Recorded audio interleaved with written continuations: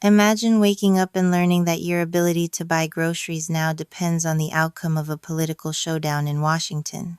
That's not a hypothetical, it's today's reality for 42 million Americans on SNAP, or Supplemental Nutrition Assistance Program, after Donald Trump went on Choose Social to declare benefits will be withheld until Democrats agree to reopen the government, minus healthcare subsidies. Now, you might be thinking, can a president really weaponize food assistance? The answer, disturbingly, is yes, especially when emergency appropriations are entangled in a government shutdown. Trump's statement isn't just rhetoric, it's leverage, with SNAP recipients and their 16 million children caught in the crossfire. Here's the setup: a government shutdown, a program meant to help the hungry, and a political leader using contingency funding as a bargaining chip. The conflict? Real families face empty fridges, while leaders play brinkmanship with basic survival. Resolution is elusive. Trump's post pits the sick against the hungry, ACA subsidies versus food aid. It's a zero-sum gambit that turns policy into hostage-taking, all on the eve of an election. Let me ask you, is this what we expect in a democracy? Populism, or just power politics at its most ruthless? Because tonight, millions are left wondering how they'll feed their kids while politicians play hardball with their lives. But wait, did you catch the contradiction? Just 24 hours before Trump's social media blast, his own administration told a federal judge they'd use contingency funds to pay 50% of normal SNAP benefits for November. Let me break down the legal landscape. Two federal judges, John McConnell in Rhode Island and Indira Talwani in Massachusetts, ruled that halting SNAP payments during a shutdown was unlawful. They invoked statutory mandate and emergency appropriations technical terms for the government's obligation to act fast when millions face hunger. Now, you might ask, if the courts say release the funds, how can Trump double down and withhold them? That's the conflict. Court orders versus political messaging. On one hand, a judicial system trying to enforce the law and protect the vulnerable. On the other, an executive using confusion as cover for inaction. Resolution, for now, is partial. SNAP recipients might get half their usual benefits, but the program's future is still being dangled as a bargaining chip. The technical term for this is legal ambiguity, which, in practical terms, means families facing uncertainty at checkout lines. Let's be blunt. When presidents contradict their own legal filings, who do you believe, the court orders or the campaign slogans? That's the news report paradox we're living through. Now, Trump claims SNAP was haphazardly handed out under Biden. Is that true? Let's look at the setup. SNAP has strict eligibility thresholds generally.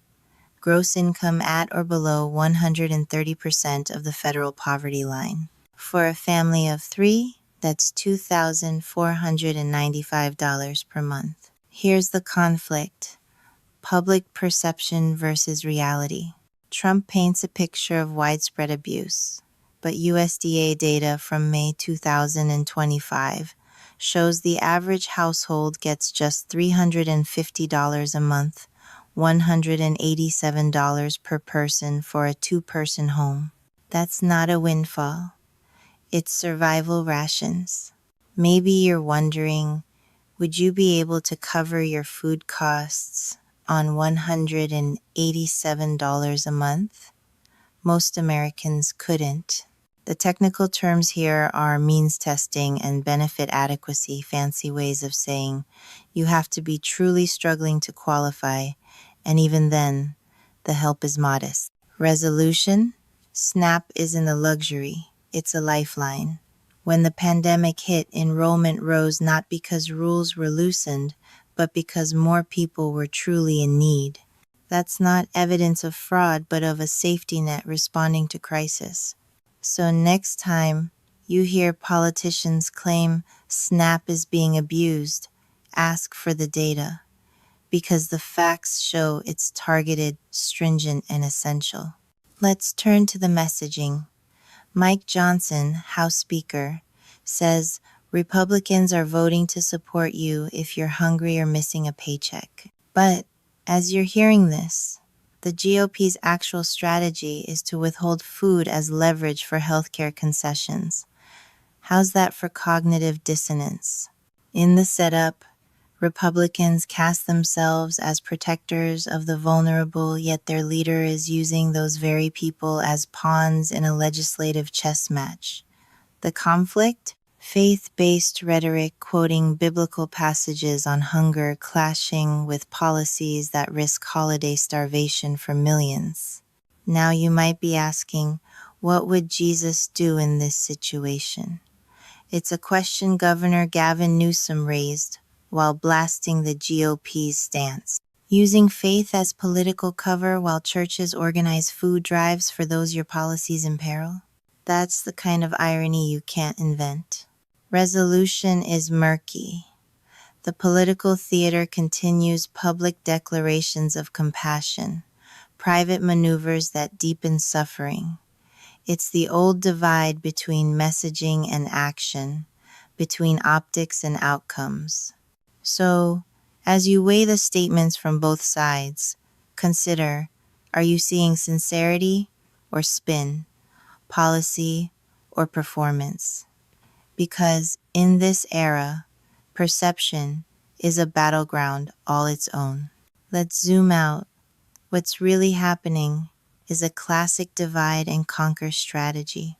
By linking SNAP funding to healthcare negotiations, Republicans are forcing a choice: feed the hungry or heal the sick. That's the setup, two vital needs pitted against each other as bargaining chips.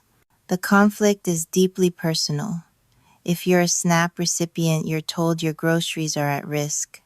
If you're relying on ACA subsidies, your medical coverage is on the table. Trump's message, I am willing to let 42 million Americans starve unless I get my way, couldn't be clearer. You might be thinking, isn't there a way to support both? There is. Congress has historically used contingency funds to ensure programs like SNAP continue during shutdowns.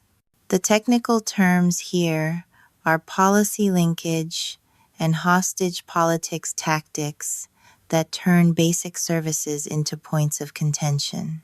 Resolution, if it comes, will depend on public pressure. Courts can order funds released, but only political will can end the standoff for good. In the end, this is about more than food or health care. It's about who our leaders are willing to hurt to achieve partisan goals. And that's a question every voter should answer at the ballot box.